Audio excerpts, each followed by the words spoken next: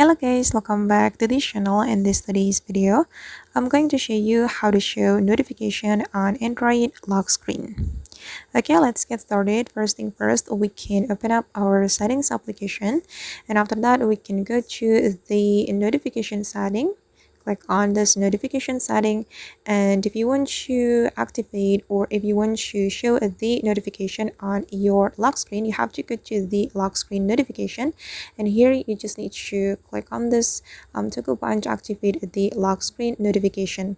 Then you can choose the show content or hide content.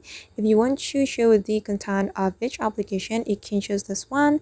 Then you can also show the content when unlocked by activating this feature.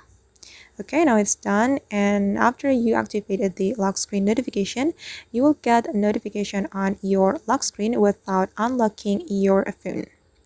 Alright guys, and that's how we can show the notification on Android lock screen. I hope this tutorial will be useful for you. Thank you so much for watching, and see you in the next video.